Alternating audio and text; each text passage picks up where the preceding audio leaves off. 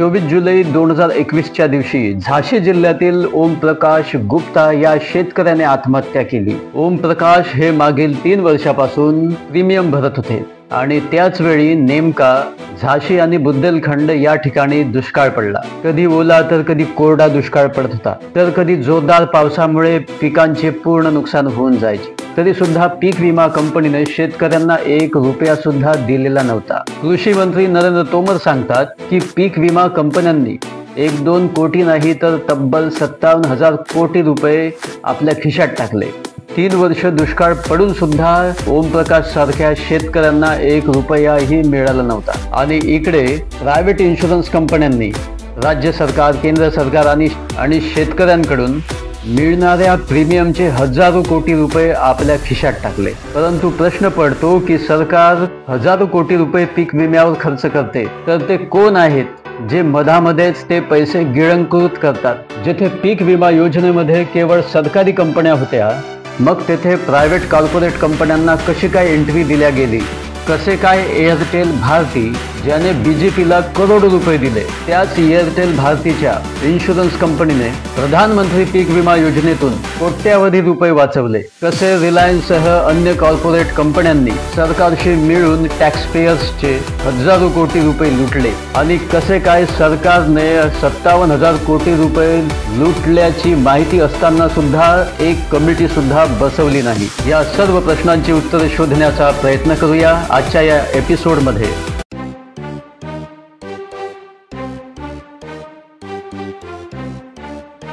नमस्कार, मी advocate Rakesh Sontakke justice for all मध्ये तुम्हा सर्वांचं स्वागत आहे। पंतप्रधान नरेंद्र मोदी यांनी 2016 मध्ये प्रधानमंत्री पीक विमा योजनेची स्कीम लॉन्च केली। या योजनेचा लाभ एकट्या व्यक्तीला सुद्धा होईल असा निर्णय घेण्यात आला आणि ही स्कीम 1999 पासून सुरू असलेल्या नॅशनल ॲग्रिकल्चर इन्शुरन्स स्कीमला बंद करून नवीन तयार करण्यात आलेली होती। परंतु येथे महत्त्वाचा मुद्दा हा आहे की जेथे नॅशनल ॲग्रिकल्चर इन्शुरन्स स्कीम मध्ये इम्प्लिमेंटेशन करिता असलेली agency agriculture insurance company of India limited होती, परंतु येथे महत्त्वाचा मुद्दा असा आहे की जेथे नॅशनल ॲग्रिकल्चर इन्शुरन्स स्कीमला इम्प्लिमेंटेशन करण्यासाठी असलेली agency agriculture insurance company of India limited होती, म्हणजे एक सरकारी कंपनी या इन्शुरन्स स्कीमला इम्प्लिमेंट करण्याचे काम करत होती। परंतु नव्याने आलेल्या प्रधानमंत्री पीक विमा योजना एक मल्टी एजन्सी फ्रेमवर्क अंतर्गत इम्प्लिमेंट करण्यात येत होती। म्हणजे यामध्ये सरकारी कंपनीला बाजूला करून पहिल्यांदाच मोठ्या कॉर्पोरेट कंपन्यांना, उदाहरण द्यायचे झाल्यास टाटा ग्रुप, भारती ग्रुप आणि रिलायन्स ग्रुप यांना इन्शुरन्सचे काम सोपवण्यात आले होते। आणि खरी गडबड येथूनच सुरू होते।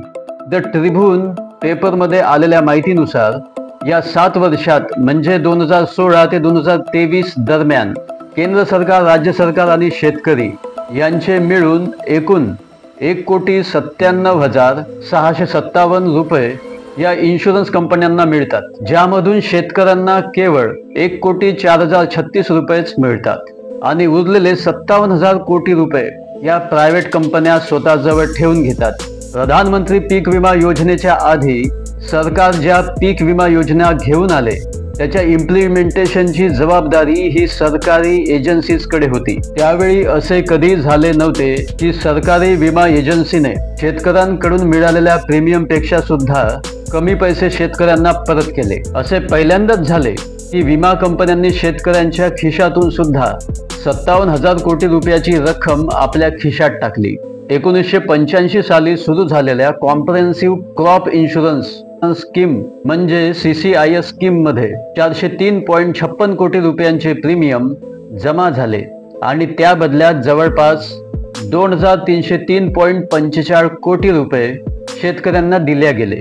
1999 सालच्या नॅशनल ॲग्रिकल्चर इन्शुरन्स स्कीम म्हणजे NAIS ची सुरुवात करण्यात आली आणि नंतर या स्कीमऐवजी 2016 मध्ये नरेंद्र मोदी यांनी पंतप्रधान पीक विमा योजना लागू केली। या स्कीम मध्ये 2001 पासून ते 2015 पर्यंत एकूण प्रीमियम 14,116 रुपये पे करण्यात आलेले होते, ज्या बदल्यात शेतकऱ्यांना 56,007 कोटी रुपये पे करण्यात आले। म्हणजे जितके प्रीमियम होते त्यापेक्षा 3 पट पैसे शेतकऱ्यांना देण्यात आले।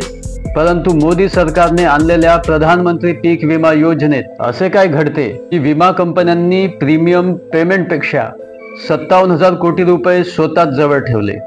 मध्य प्रदेशमधील एका प्रायव्हेट इन्शुरन्स फर्मला 672 कोटी रुपये प्रीमियमच्या रूपामध्ये मिळालेले होते, परंतु या 672 कोटी रुपयातून 1 रुपया सुद्धा शेतकऱ्यांना मिळाला नाही। विचार करा, जर हा पैसा शेतकऱ्यांपर्यंत पोहोचला असता तर कितीतरी शेतकऱ्यांचा जीव वाचवला जाऊ शकला असता। 19 जुलै 2019 मध्ये इंडिया टुडे या मासिकामध्ये छापून आलेल्या माहितीनुसार एकट्या यूपीच्या बुंदेलखंड या परिसरामध्ये केवळ जुलै महिन्यातच 15 शेतकऱ्यांनी आत्महत्या केली।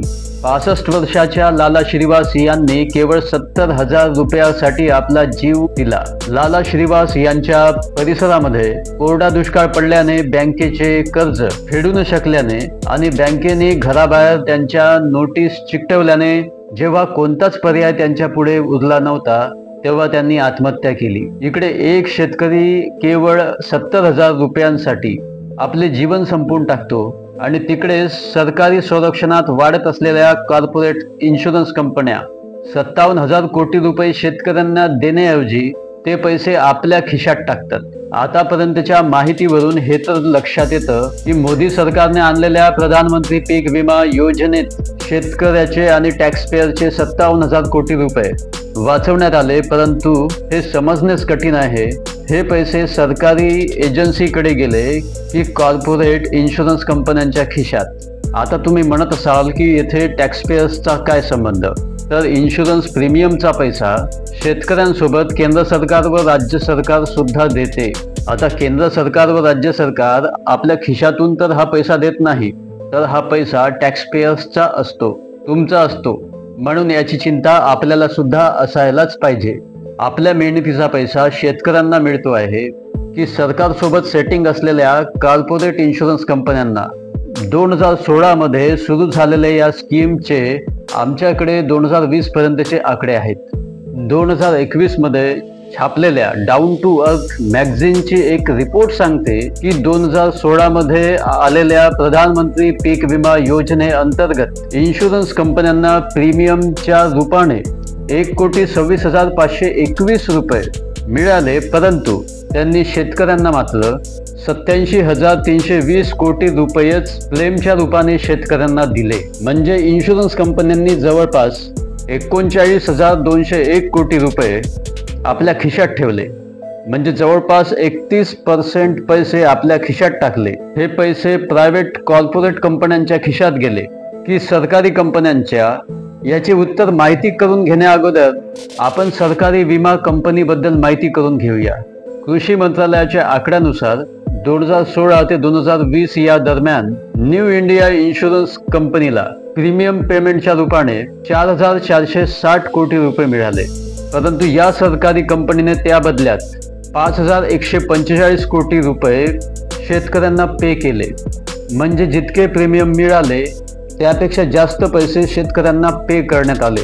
तेच दुसरीकडे सरकारी विमा कंपनी ओरिएंटल इन्शुरन्सला 3,893 कोटी रुपये मिळाले, परंतु यांनी सुद्धा शेतकऱ्यांना 4,305 कोटी रुपये परत केले। म्हणजे इन्शुरन्सच्या रूपाने शेतकऱ्यांना योग्य तो क्लेम देण्यात आलेला होता। याच प्रकारे नॅशनल इन्शुरन्स कंपनीला 2,514 कोटी रुपये शेतकऱ्यांना इन्शुरन्स क्लेमच्या रूपाने परत करण्यात आले। केवळ एक सरकारी कंपनी जी भारतामध्ये इन्शुरन्सची मुख्य कंपनी म्हणून ओळखल्या जाते म्हणजे agriculture insurance company of India AIC ला 17% फायदा झाला। या AIC ला 32,429 कोटी रुपये मिळाले, त्या बदल्यात शेतकऱ्यांना 26,874 कोटी रुपये देण्यात आले। या संबंधामध्ये हेच म्हटल्या जाऊ शकते की हा जो पैसा होता तो टॅक्स पेयर्सचा पैसा होता। केंद्र आणि राज्य सरकारांनी मिळून इन्शुरन्स कंपनीला दिला, ज्यामध्ये 1.5 ते 2 आणि 5% च्या हिशोबाने शेतकऱ्यांना पे करण्यात आले। लोकांचाच पैसा लोकांच्याच सरकारी कंपनीजवळ राहिला, परंतु प्रायव्हेट कंपन्यांनी नंतर जितके लुटले त्याचा तर काही हिशोबच नाही। या 4 वर्षामध्ये प्रायव्हेट कंपन्यांनी 30% पेक्षा जास्त प्रीमियमचा पैसा स्वतःकडे ठेवून घेतला। काही कंपन्या तर अशा आहेत की ज्यांनी प्रीमियम पेमेंटचे 60 ते 70% पैसे स्वतःच्याच खिशात ठेवले। भारती AXA इन्शुरन्स कंपनीने 2016च्या या स्कीमला 2017 जॉईन केले होते आणि या कंपनीला प्रीमियम पेमेंटच्या रूपाने 1575 कोटी रुपये मिळाले। परंतु या कंपनीने केवळ 438 कोटी रुपयेच शेतकऱ्यांना पे केले। म्हणजे केवळ 3 वर्षामध्ये भारती AXA या कंपनीने 1575 कोटी रुपयातून 1137 कोटी रुपये स्वतः जवळ ठेवले। म्हणजे टोटली 72% चे प्रॉफिट कमवले। याच प्रकारे 2016 ते 2020च्या दरम्यान रिलायन्स जनरल इन्शुरन्स कॉर्पोरेशनला 6150.22 कोटी रुपये मिळाले, ज्यामधून या रिलायन्स कंपनीने केवळ 2580 कोटी रुपये परत केले। म्हणजे या 4 वर्षात रिलायन्स कंपनीने 3570 कोटी रुपये बनवले, म्हणजे एकूण 60% चे प्रॉफिट कमवले। याच प्रकारे फ्युचर ग्रुपच्या फ्युचर जनरल इंडिया इन्शुरन्स कंपनीने 60.91% चे प्रॉफिट कमवले। तसेच IFFCOने 52% चे प्रॉफिट कमवले आणि HDFCच्या ॲग्रोने 32% चे प्रॉफिट कमवले। याच प्रकारे ICICIच्या लंबार्ड इन्शुरन्स कंपनीने 2117 कोटी रुपये प्रीमियमच्या रूपामध्ये गोळा केले होते, परंतु या कंपनीने शेतकऱ्यांना 1927 कोटी रुपयेच दिले। याच प्रकारे टाटा TIG आणि चोलामंडलमने सुद्धा नफा कमवला, परंतु यांनी लो प्रॉफिटेबिलिटीमुळे 2018 नंतर या स्कीममध्ये पार्टिसिपेट होणे बंद केले। स्पष्ट आहे, PM क्रॉप इन्शुरन्स स्कीममुळे शेतकऱ्यांना फायदा होण्याऐवजी हजारो कोटी रुपयांचा फायदा या प्रायव्हेट कंपन्यांनी स्वतःला करून घेतला। परंतु प्रश्न पडतो की ही सर्व माहिती असून सुद्धा सरकार काय करत होते? जर काहीच करत नव्हते तर मग का करत नव्हते? म्हणजे सरकार किंवा सत्ताधारी पार्टी असलेल्या BJPला यातून काय मिळत होते? या प्रायव्हेट कंपन्यांना शेतकऱ्यांचा आणि टॅक्सपेयर्सच्या पैशाची लूट करू देत होते। याचे उत्तर आता तुम्हाला मिळणार आहे। ज्या भारती AXA या कंपनीने पीक विमा योजनेमध्ये सरकार आणि शेतकऱ्यांकडून दिल्या गेलेले 1575 कोटी रुपयातून 1137 कोटी रुपये आपल्या खिशात टाकले, ती एअरटेल भारतीच्या ग्रुपची कंपनी आहे। या कंपनीने 235 कोटी रुपयाचा इलेक्ट्रोल बॉन्ड विकत घेतला आणि या 235 कोटी रुपयातून 234 कोटी रुपये एकट्या BJPला देण्यात आले। या भारती एअरटेलने न केवळ इलेक्ट्रोल बॉन्डच्या रूपाने पैसा दिला, तर इलेक्टोरल ट्रस्ट कडून सुद्धा कोट्यावधी रुपये BJPला दिले। प्रुडंट इलेक्टोरल ट्रस्ट भारती ग्रुपचाच ट्रस्ट आहे। 2022 आणि 23 मध्ये भारती एअरटेल ग्रुपने 20 कोटी रुपयांचे इलेक्टोरल बॉन्ड खरेदी केले आणि याच वर्षी एअरटेल भारती कंपनीने आपल्या निवडणूक प्रुडंट ट्रस्टच्या द्वारे 10 कोटी रुपयांची फंडिंग सुद्धा केली। 2021-22 मध्ये 50 कोटी रुपयांचे इलेक्टोरल बॉन्ड खरेदी केले आणि याच वर्षी प्रुडेंट इलेक्टोरल ट्रस्टच्या माध्यमातून 51 कोटी रुपयांची निवडणूक मदत सुद्धा केली। 2020 मध्ये सुद्धा एअरटेलने 25 कोटी रुपयांची मदत दिली होती। त्याआधी 2019-20 मध्ये सुद्धा भारती एअरटेल कंपनीने 17 कोटी रुपयांचे इलेक्टोरल बॉन्ड खरेदी केले आणि प्रुडेंटच्या माध्यमातून 12.5 कोटी रुपयांचा चंदा सुद्धा दिला।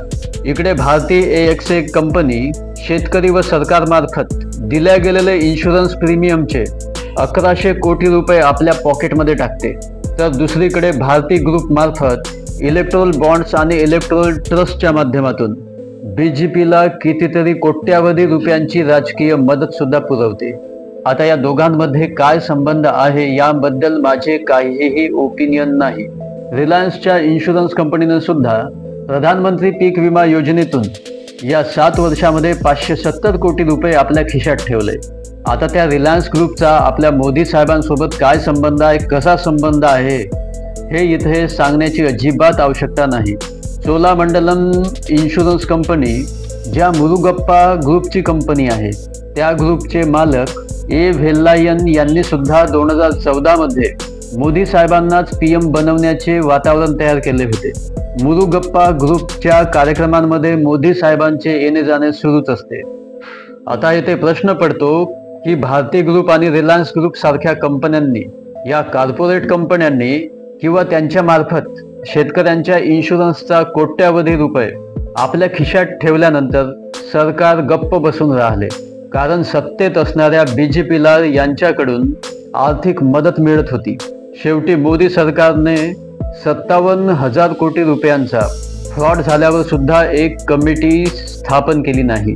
कम्युनिस्ट पार्टी ऑफ इंडियाचे संसद सदस्य विनय विश्वम यांनी प्रधानमंत्री पीक विमा योजनेमध्ये झालेल्या गडबडी संबंधात प्रधानमंत्री नरेंद्र मोदी यांना पत्र लिहिले होते. ऑनलाईन वेबसाईट प्रूफशी बोलताना ते म्हणाले की त्यांनी प्रधानमंत्र्यांना म्हटले आहे की त्यांनी CAG म्हणजे कॅग मार्फत ऑडिट करून घ्यावे, म्हणजे कळेल की कशा प्रकारे या कॉर्पोरेट कंपन्या शेतकऱ्यांना त्यांच्या अधिकारापासून वंचित ठेवत आहेत. विनय विश्वम पुढे म्हणतात की आपल्या देशामध्ये 21 इन्शुरन्स सरकारी कंपन्या आहेत आणि त्या सक्षम आहेत, परंतु त्यांना दुर्लक्षित करून सरकार आपल्या आवडीच्या प्रायव्हेट इन्शुरन्स कंपन्यांकडेच पळत आहे आणि त्यांना पूर्ण मुक्तता दिली जात आहे.